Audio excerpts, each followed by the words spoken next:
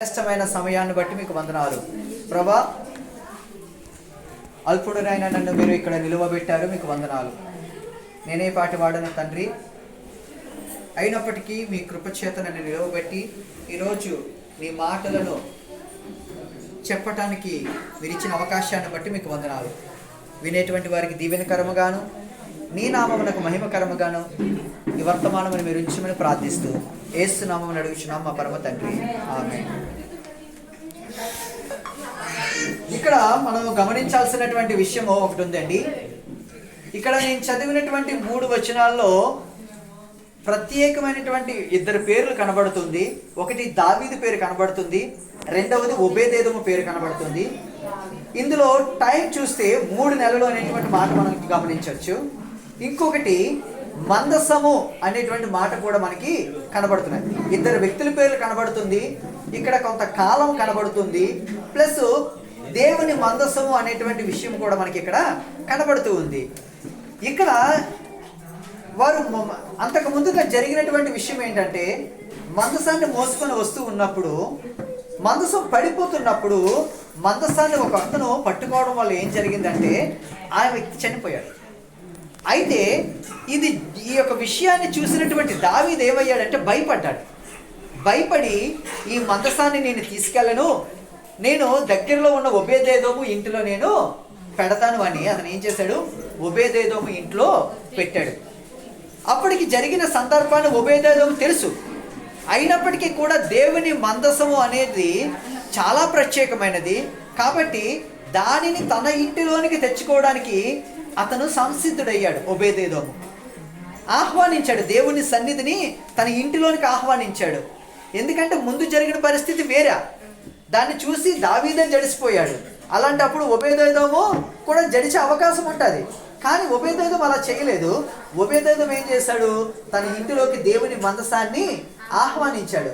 దేవుని మందసంలో అప్పుడు ఏమున్నాయి అంటే, అహరోను చిగురించిన చేతి కర్ర, నిబంధన పలకలు, అంటే మోషేకి దేవుడు వ్రాసి ఇచ్చినటువంటి 10 ఆజ్ఞల యొక్క పలకలు. ఇంకోటి ఏముందంటే, ఇశ్రాయేలీలు అరణ్యంలో దేవుడు పోషించినటువంటి మన్నా యొక్క బంగారు పాత్ర ఉన్నాయండి. ఈ 3 ఉన్నాయి. ఈ 3 దేనికి మనకి సూచనలుగా ఉన్నాయి అంటే, ఒకటి నిబంధన పలకలు, అంటే దేవుడు ఇచ్చినటువంటి ఆజ్ఞలు. రెండవది ఏంటి, మన్నా పాత్ర, వారు కష్టపడకుండా దేవుడు ఇచ్చినటువంటి ఆహారాన్ని భుజించడానికి ఒక సూచనగా దేవుడు పెట్టాడు. మూడోది ఏంటి, అహరోను యొక్క చేతి కర్ర. అయితే ఈ మూడింటిని మనం అక్కడ ధ్యానం చేస్తే, ఈ యొక్క నిబంధన పలకలు దేనికి సాదృశ్యంగా ఉన్నాయంటే, దేవుడు ఆ రోజు ఇశ్రాయేలీయులకు ఏం చెప్పాడు అంటే, ఈ యొక్క ఆజ్ఞలను మీరు పాటించండి అని చెప్పాడు. ఎప్పుడు, మోషే కాలంలో ఇశ్రాయేలీయులు ఐగుప్తు దేశం నుండి బానిసలుగా బయటకు వచ్చిన తరువాత సీనాయి పర్వతం దగ్గర దేవుడు వారికి ఇచ్చినటువంటి శ్రేష్టమైనటువంటి ఆజ్ఞలు దేవుడు ఇచ్చాడు. దేవుడు వాటిని పాటించమని చెప్పాడు అనమాట. ఎవరు పాటిస్తారు, దేవుడిని ఎవరైతే గౌరవిస్తారో, దేవుడికి ఎవరైతే విధేయత ఉంటారో, దేవునికి ఎవరైతే భయపడతారో వాటిని వారు ఆజ్ఞల్ని పాటించారు. ఈరోజు 10 ఆజ్ఞలు మనకు లేవు, కానీ 10 ఆజ్ఞల్ని దేవుడు ఏం చేశాడు, 2 ఆజ్ఞలుగా కుదించాడు. ఒకటేంటి, నీ పూర్ణ హృదయముతోను, నీ పూర్ణాత్మతోను, నీ పూర్ణ బలముతోను నీ దేవుడైన యెహోవాను దేవుడిని ప్రేమించాలి. రెండవది ఏం చేయాలంటే, నిన్ను వలె నీ పొరుగువాణిని ప్రేమించాలి. అంటే నిన్ను వలె నీ పొరుగువాణ్ణి ప్రేమించాలి అనేటువంటి ఆ యొక్క ఆజ్ఞలోని మొదటిలో నువ్వు దేవుడు ఇచ్చిన 10 ఆజ్ఞలు ఉన్నాయి కదండి. నువ్వు ఏది ఆశించకూడదు, ఏది చేయకూడదు అని ఉన్నాయి కదా. అవన్నీ కూడా దేవుడు ఒక్క ఆజ్ఞలో తేల్చేశాడు. ఎందులో, నిన్ను వలె నీ పొరుగువాన్ని అంటే నిన్ను వలె నీ పొరుగువాన్ని నువ్వు ప్రేమిస్తే నీ పొరుగువాన్ని ఏది కూడా నీవు ఆశించమని దేవుడు ఇక్కడ చెప్పాడు. అంటే దీన్ని ఏంటంటే మనం ఇక్కడ అర్థం చేసుకోవాలి, దేవుడు చెప్పినటువంటి ఆజ్ఞలను, అంటే దేవుడు మనకి ఇచ్చిన దాన్ని మనము పాటించాలి. అంటే ఏంటి, పాటించడం అంటే అర్థం ఏంటి, ఇప్పుడు మనం 10 ఆజ్ఞలు మనం పాటించాల్సిన పని లేదు. ఈ 2 ఆజ్ఞలు, దేవుడిని ప్రేమిస్తే నువ్వు మనిషిని ప్రేమిస్తావు. నువ్వు ఎప్పుడైతే దేవుణ్ణి ప్రేమిస్తావో, నీ పూర్ణ హృదయంతో దేవుణ్ణి ప్రేమిస్తావో, నువ్వు మనిషిని ప్రేమిస్తావు. కాబట్టి దేవుడు అది చెప్పాడు అనమాట. ఈ రోజు మనము చేయాల్సింది ఏంటంటే దేవునికి మనం భయపడాలి, దేవుని మార్గంలో నడవాలి. ఎందుకంటే మనం అందరము కూడా ఎవరు బిడ్డలు అయ్యాము? ఇప్పుడు దేవుని బిడ్డలు. అంటే ప్రభు అయిన యేసుక్రీస్తు వారి యొక్క పరిశుద్ధమైన రక్తములో నీ నా పాపములను కడిగి వేసుకొని ఆయన దగ్గర మనం శుద్ధులై ఆయన సొత్తుగా మనం పిలువబడుతున్న మనము దేవుని మార్గాల్లో మనము నడుచుకోవాలి. దేవుని మార్గంలో నడిచే వారిని దేవుడు ఎప్పుడు కూడా విడిచిపెట్టడు. దేవుడు తప్పక వారిని ఆశీర్వదిస్తాడు. యెహోవా ఆశీర్వాదం ఏమిస్తుందంటే ఐశ్వర్యం ఇస్తుంది. యెహోవా ఆశీర్వాదం ఐశ్వర్యం ఇస్తుంది. ఇందాకలా సార్ చెప్పిన విధంగా ఆయన దేవుడు లోకాన్ని ప్రేమిస్తూ ఉన్నాడు. లోకమును ప్రేమించినటువంటి ఆ దేవుడే నిన్ను నన్ను ఆశీర్వదించడానికి ఆయన ఇష్టపడుతూ ఉన్నాడు. ఈరోజు ఈ గృహాన్ని కలిగి ఉన్నటువంటి సహోదరి సహోదరుడు వాళ్ళు దేవుని ఆశీర్వాదాన్ని పొందుకున్నారు. ఈ గృహము కొరకు వారు ఎంతగానో ప్రార్థన చేస్తారో సహోదరి. ఎలా కొనుక్కోవడానికి దేవుడు ఆర్థిక వనరులు ఇచ్చాడు, ఒక మంచి స్థలములో ఇచ్చాడు. మంచిగా ఎండాడ ప్రాంతం అనేది ఎంతో అభివృద్ధి చెందుతున్న ప్రాంతము. నెక్స్ట్ క్యాపిటల్ సిటీ అంతా ఇటువైపే ఉంటుంది. అటువంటి స్థానం అటువంటి ప్లేస్లో వీరికి దేవుడు ఒక గృహాన్ని ఇచ్చాడు. ఈ గృహాన్ని దేవుని యొక్క మహిమార్థమై దేవుని కొరకు ఈ గృహము ఉండాలి అన్నమాట. ఈ గృహములో ఏముండాలి? నిత్యము దేవుని మాటకు భయపడేటువంటి వారంగా ఉండాలి. ఈ గృహములో దేవుని యొక్క సమాధానం ఉండాలి. ఈ గృహములో దేవుడిచ్చే శాంతి సమాధానం ఉండాలి. ఈ గృహములో దేవుడిచ్చే ఆలోచనలు ఉండాలి. ఈ గృహములో దేవుడిచ్చే ప్రతిదీ మన వీళ్ళు కలిగి ఉండాలి. అంటే చేయాల్సింది ఒకటే, ఏమవ్వాలి? దేవునికి విధేయత చూపించాలి. అందుకే కదా పిల్లలు ఏదైనా తల్లిదండ్రులకి సరిగ్గా మాట వినలేదనుకో ఏం చేస్తారు? ఏమీ కొనడానికి ఇష్టపడరు. ఎప్పుడు విధేయత చూపించి నువ్వు బాగా చదువుకో, నువ్వు మంచి మార్కులు తెచ్చుకో అంటే నువ్వు మంచి మార్కులు తెచ్చుకుంటే నీకు బైక్ కొనిస్తాను, లేకపోతే ఇది కొనిస్తాను అంటారు. ఎందుకు? వాళ్ళ మాటకు విధేయత చూపి ఉంటే వారు కొనిస్తారు. అలాగే దేవుని మాటకి ఎప్పుడైతే మనము శిరస వహిస్తామో, ఒబీడియంట్గా ఉంటామో, అప్పుడు దేవుడు కూడా తన ఆశీర్వాదాన్ని ఇస్తాడు. ఎందుకంటే దేవుడు ఎవరిని కూడా విడిచిపెట్టే దేవుడు కాదు. అందుకే ఈ మధ్య ట్రెండ్ అవుతున్న పాట ఏంటి? ఏమైనా చేయగలవు. అంతే కదా, ఏమైనా దేవుడు ఏదైనా చేస్తాడు. ఎప్పుడు చేస్తాడు? ఎప్పుడు పడితే అప్పుడు చేసేస్తాడు దేవుడు? చెయ్యడు. దేవునికి విధేయత చూపించినప్పుడు ఏదైనా చేస్తాడు. అదే విధంగా ఆ పాట రాసినప్పుడు నాకు ఒకటి అర్థమైంది. అందులో ఏంటంటే ఏదైనా దేవుడు చేస్తాడు కదా, మరి నువ్వు దేవుడి కొరకు ఏం చేస్తావు? దేవుడి దగ్గర నుంచి మనకి కావాలి. దేవునికి నువ్వు ఏమిస్తావు? దేవునికి నువ్వు ఏమిస్తావు అంటే నువ్వు దేవునికి ఏమీ అవసరం లేదు. దేవునికి నీ హృదయాన్ని ఇచ్చి ఆయన కొరకు కొన్ని ఆత్మలైనా నువ్వు సంపాదించగలిగితే అదే దేవునికి ఇచ్చిన గొప్ప ఇదన్నమాట.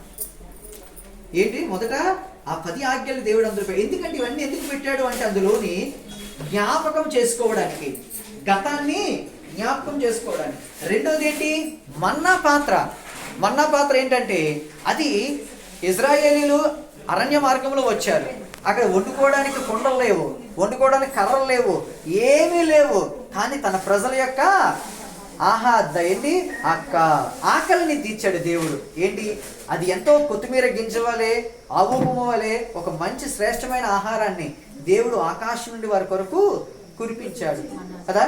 ఆ రోజు ఏమీ చేయలేదు వాళ్ళు, అలాగే దేవుడిచ్చింది కూర్చుకొని వాళ్ళు తిన్నారు. ఈరోజు మనము ఇంత ఆహారాన్ని తింటున్నాము అంటే అది దేవుడు మనకి అనుగ్రహిస్తేనే. దేవుని అనుగ్రహం లేకుండా ఆహారాన్ని భుజించేవాడు ఎవరు కూడా లేడని ప్రసంగి గ్రంథంలో ఉంటుందండి. దేవుడు మనకు ఆహారాన్ని ఇస్తున్నాడు, దేవుడు మనల్ని పోషిస్తూ ఉన్నాడు. మనం అనుకుంటాం, చాలా మంది ఏమనుకుంటారంటే నేను సంపాదిస్తున్నాను కదా, దేవుడు నాకు డబ్బులు ఇస్తున్నాడు కదా అని అనుకోవచ్చు. కానీ నువ్వు సంపాదించడానికి నీ కాళ్ళు చేతులకు శక్తినిస్తున్నది ఎవరు? దేవుడే. సంపాదనకి నీకు పని ఇచ్చిన వాడెవడు? దేవుడే. నువ్వు ఆ పనిని చేయడానికి నీకు చదువు ఇచ్చిన వాడెవడు? దేవుడే. ఆ చదువుని చదివించడానికి మంచి టీచర్స్ని ఇచ్చిన వాడెవడు? దేవుడే. అలా చూసుకుంటే అసలు నువ్వు రావడానికి కారణం ఎవరు? భూమి మీదకి రావడానికి కారణం దేవుడే. ఇన్ని దేవుడు మనకి మేలులు చేస్తూ వస్తూ ఉన్నాడు. దేవుడు పోషిస్తున్నాడు, ఆరోగ్యాన్ని ఇస్తున్నాడు, ఆయుష్ని ఇస్తూ ఉన్నాడు. ఈ క్షణం వరకు మనల్ని దేవుడు ఏం చేశాడండి? సజీవులుగా ఉంచాడండి. ఎన్నో చూస్తున్నాం కదా, గత కొద్ది నెలల క్రితం నుంచి చూస్తున్నాం భయంకరమైన పరిస్థితులు. భయంకరమైన పరిస్థితులు అయినా దేవుడు మనల్ని అందరినీ కాపాడుతూ ఉన్నాడు. ఎంత గొప్ప దేవునికి మనం ఎంత రుణము చెల్లించినది తీరదండి. అంతగా దేవుడు మనం కృతజ్ఞత తెలియజేయాలి.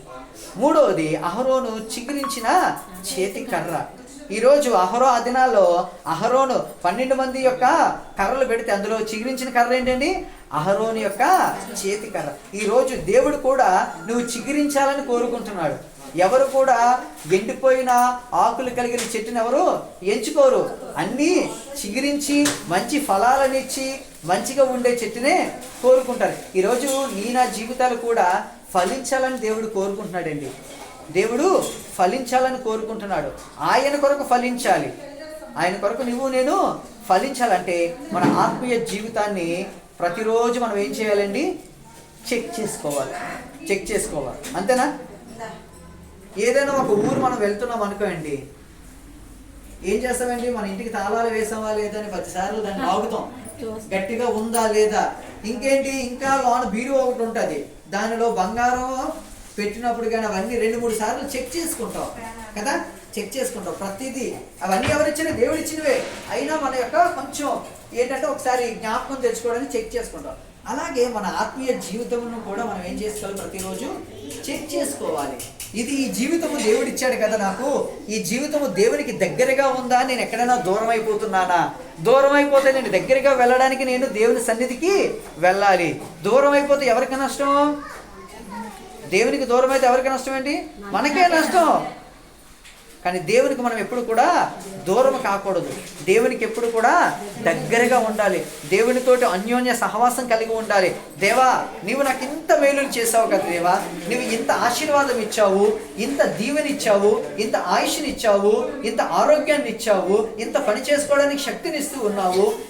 నేను దూరం కాకూడదు ప్రభా. నేను ఎప్పుడు నీకు దగ్గరగానే ఉండాలి, నీతో సహవాసాన్ని కలిగి ఉండాలి, నీ పరిశుద్ధాత్మ అభిషేకాన్ని నేను పొందుకోవాలి దేవా అని నేను ఎప్పుడు కూడా దేవునికి దగ్గరగా ఉండాలి. దేవునికి దూరం అయితే మనము ఏమీ ఉండలేము. కానీ దేవునికి దగ్గరగా ఉంటే దేవుని యొక్క ఆశీర్వాదాన్ని చూస్తామండి. ఒక ఉదాహరణ మనం చెప్పుకొని ముగించుకుందాము. దావీదు ఏం చేసేవాడండి? అన్నదమ్ములందరూ ఎక్కడ ఉండేవారు? సౌలు యొక్క సైన్యాధిపతులు, సౌలు యొక్క సైన్యంలో వారు ఉండేవారు. కానీ దావీదు ఎక్కడ ఉండేవాడు? అరణ్యంలోని గొర్రెలను మేపుకునేటువంటి వాడు. అరణ్యంలో గొర్రెలను మేపుకుంటున్నటువంటి వాడిని దేవుడు తీసుకొచ్చి ఎక్కడ పెట్టాడండి? రాజుగా పెట్టాడు. రాజుగా ఉన్నతమైన స్థానంలో పెట్టాడు. అంటే ఊరికనే పెట్టేసి ఉంటాడా దేవుడు? కాదే. అరణ్యంలో ఉండేటప్పుడు గొర్రెలను కాయడం కోసం ఎంతో నమ్మకంగా గొర్రెలు కాశాడు. వాటికి ఆహారం పెట్టాడు, వాటిని నీళ్ళ దగ్గరికి తీసుకువెళ్ళాడు. గొర్రెల్ని ఇలాగ చూసుకుంటున్నాడు జాగ్రత్తగా. అంటే సింహం పట్టేసినప్పుడు, ఎలుగుబంటి పట్టేసినప్పుడు ఓన్లీ ఒక గొర్రె కదా, దాన్ని వదిలేద్దామనే అనుకోలేదు. సింహంతోటి ఎలుగుబంటితో యుద్ధం చేసి గొర్రెలను కాపాడాడు. వీటినే కాపాడినటువంటి ఈ వ్యక్తి నా ప్రజలను ఇస్తే ఈయన ఇంకా ఎక్కువగా వీరిని కాపాడతాడు. అప్పుడు దావీదు ఒక మాట అంటాడు. అంత రాజు అయిపోయి పరిపాలన అంతా చేసిన తర్వాత ఒక మాట అంటాడు. ఇంతగా నన్ను హెచ్చించడానికి నేనే పాటి వాడను, నా కుటుంబము ఏ పాటిది. ఈరోజు ఇంత దీవెన వస్తే కొంతమందిని మనము పట్టుకోలేకపోతున్నాం. అవునా? 2 తులాల బంగారం, 3 తులాల బంగారం ఉంటేనే, లేకపోతే ఒక చిన్న స్థలం ఉంటేనే పట్టుకోలేనటువంటి పరిస్థితులు ఈరోజు. కానీ దావీదు ఎలాంటి వాడండి? ఒక రాజు, కింగ్డమ్. ఈరోజు ఏదైతే ఇజ్రాయేల్ దేశం ఉందో ఆ దేశాన్ని ఆ రోజుల్లో ఆయన పరిపాలన చేశాడు. అలాంటి రాజు దేవుడి పాదాల దగ్గరికి వచ్చేసి, అయ్యా నేనే పాటి వాడిని, ఇంతగా నన్ను హెచ్చించడానికి నేనే పాటోడిని, నా కుటుంబము ఏ పాటిది అంటే ఎంతగా తాను దేవుని దగ్గర తగ్గించుకుంటాడు. ఒబీడియంట్. ఈరోజు ఎవరైతే దేవునికి విధేయత కలిగి ఉంటారో, ఎవరైతే తమ్మును తాము తగ్గించుకొని దేవునికి లోబడతారో వారిని ఖచ్చితంగా దేవుడు ఏం చేస్తాడండి? దీవిస్తాడు, హెచ్చిస్తాడు. అందుకే బైబిల్లో ఒక మాట ఉంటుంది కదండి, తను తాను తగ్గించుకునేవాడు హెచ్చింపబడును, తను తాను హెచ్చించుకునేవాడు తగ్గింపబడును. ఏదైనా మన చేతుల్లోనే ఉంది. అవునండి? ఏదైనా మన చేతుల్లోనే ఉంది. తగ్గించుకోవాలన్నా నీ చేతుల్లో ఉంది, నిన్ను నువ్వు హెచ్చించుకోవాలన్నా నీ చేతుల్లో. హెచ్చించుకొని దేవుడి కంటే హెచ్చించుకున్న వాళ్ళు అందరూ కూడా ఏమైపోయారంటే చాలామంది దేవునికి కనపడలేదు. ఎవరైతే తగ్గించుకుంటారో వారిని దేవుడు దీవిస్తాడు. రాజుని అంత గొర్రెల కాపరైనటువంటి వాడిని దేవుడు దీవించాడు. యోసేపును కూడా ఒక బానిసని జైలులో ఉన్నటువంటి ఆయనని దేవుడు తీసుకెళ్లి ప్రధానమంత్రిని చేశాడు. దానియేలుని ఎక్కడ బానిసగా ఉన్నటువంటి వారు దేవుడు తీసుకెళ్లి నెబుకద్నెజర్ రాజు దగ్గర ఒక ఉన్నతమైనటువంటి స్థానంలో పెట్టాడు. ఇవన్నీ మనకి ఎందుకంట? ఇవన్నీ మనకి బుద్ధి కలగడానికే దేవుడు పెట్టాడు.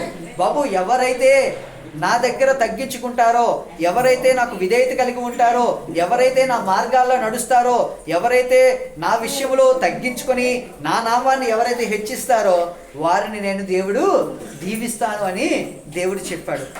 దేవుడు దీవిస్తానని చెప్పాడు.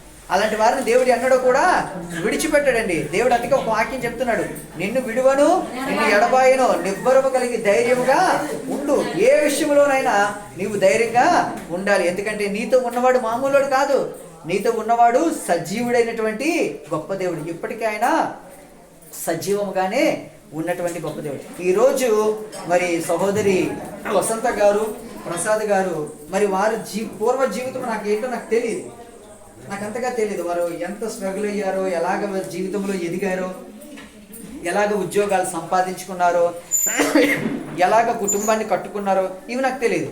కానీ గత కొద్ది నెలలుగా ప్రతి నెల ఏది ఏమైనప్పటికీ కూడా సహోదరి దేవుని మందిరానికి ఆల్ నైట్ ప్రేయర్కి వస్తూ ఉన్నారు.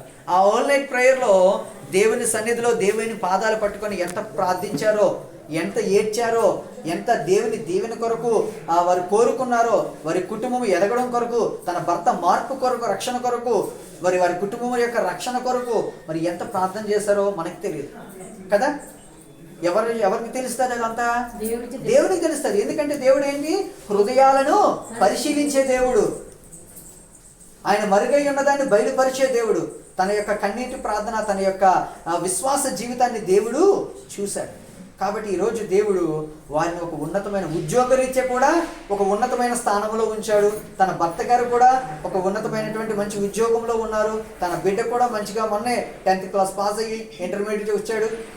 మరి ఈరోజు దేవుడు వారికి ఈ గృహాన్ని ఇచ్చాడు. ఈ గృహంలో నిత్యం ఏముండాలండి? ప్రార్థన ఉండాలి. ఈ గృహంలో నిత్యము కుటుంబ ఆరాధన ఉండాలి. ఈ గృహంలో నిత్యము ఏముండాలండి? ఇక్కడ ప్రార్థన ఉండాలి, కుటుంబ ఆరాధన ఉండాలి. అనేకుల కొరకు ప్రార్థించే కుటుంబముగా ఈ కుటుంబము ఉండాలండి. మరి అటువంటి కుటుంబముగా ఈ కుటుంబము దీవించబడాలి. అందుకే ఒక్కటే మాట ఏంటంటే దావీదు అదే మాట చెప్తూ ఉన్నాడు. 3 నెలలు ఉపేదేదం ఏమంటాడండి? 3 నెలల ఇంట్లోని దేవుని మందసం ఉందంట. 3 నెలలు దేవుని సన్నిధి ఉంది, దేవుని సహవాసం ఉంది, ప్రార్థన ఉంది, అన్నీ ఉన్నాయి. ఉండగానే ఆ కుటుంబం ఏమైందండి? ఆశీర్వదించబడిందంట.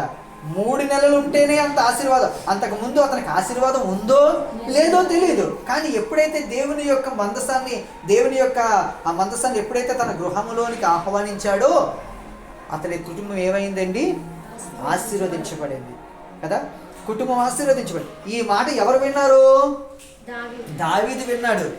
అమ్మ బాబాయ్ 3 నెలలు ఉంటేనే ఎవరు చెప్పుకుంటారు? చెప్పారు వెళ్ళి, సార్ మీరు ఉపేదేదం ఇంట్లోని పెట్టారు, ఆయన 3 నెలలు ఉండడం కాదుగా అండి, చాలా గొప్పగా అతను దీవించబడ్డాడని చెప్పగానే ఈ మాట విన్నటువంటి దావీదు ఏం చేశాడంటే తిరిగి దేవుని మందసాన్ని తన యొక్క ప్రాంతానికి చాలా గొప్పగా ఆడంబరముతో చాలా గొప్పగా దేవుని మందసాన్ని తీసుకొని వచ్చాడండి. ఏ గృహములో అయితే దేవుని యొక్క మందసం అంటే దేవుని సన్నిధి ఉంటుందో, దేవునికి భయపడడం అనేది ఉంటుందో ఆ గృహాన్ని దేవుడు ఏం చేస్తాడండి? ఆశీర్వదిస్తాడు. యెహోవా ఆశీర్వాదం ఏమిస్తుందండి? ఐశ్వర్యం ఇస్తుంది. యెహోవా ఆశీర్వాదము ఐశ్వర్యం ఇస్తుంది. ఆశీర్వాదం ఊరకనే రాదండి. ఆశీర్వాదం ఎప్పుడు వస్తుంది? దేవునికి విధేయులై ఉన్నప్పుడు, దేవుని మాటకు లోబడినప్పుడు, తమ్మును తాము తగ్గించుకున్నప్పుడు దేవుడు ఆశీర్వాదం ఇస్తాడు. కొంతమంది ఆశీర్వాదం ఉంటుంది, కానీ ఆశీర్వాదాన్ని బట్టి వాళ్ళు ఏమవుతారండి? అతిశయిస్తారు. ఆశీర్వాదాన్ని బట్టి అతిశయించడం కాదు, కానీ ఈ ఆశీర్వాదానికి అసలు నేను యోగ్యుడని కాదు ప్రభువా, అయినా కూడా నన్ను దీవించావు, నీ పాదాలకు వందనాలు నాయనా అని ఎప్పుడైతే తగ్గించుకుంటాడో ఒక వ్యక్తి, దేవుడు వారిని దీవిస్తాడు. ఈరోజు రక్షింపబడినటువంటి సహోదరులు ఉన్నారు, ఇంకా తన భర్త గారికి రక్షణ లేదు. ఆయన కొరకు ప్రార్థన చేద్దాం, బంగారమ్మ గారి కొరకు ప్రార్థన చేద్దాం, వీరి కుటుంబ సభ్యుల కొరకు ప్రార్థన చేద్దాం. ఈ కుటుంబములో, ఈ గృహములో అనేకుల రక్షణ కొరకు ప్రార్థన జరగాలి, అనేకుల దీవెన కొరకు ప్రార్థన జరగాలి, అనేక కుటుంబాల్లో ఐక్యత కొరకు, సమాధానం కొరకు ఈ గృహములో ప్రార్థనలు జరగాలి. మరి అటువంటి దీవెన, ఆశీర్వాదము దేవుడు ఈ కుటుంబానికి దయచేయను గాక. ఆమేన్, ఆమేన్. ప్రతి ఒక్కరూ గట్టిగా దేవుని స్తోత్రం చేద్దాం. హల్లెలూయా, హల్లెలూయా, హల్లెలూయా. చిన్న ప్రార్థన చేసుకుందాము. ఓకే, నేను ప్రార్థన కాదు, ఈ కుటుంబం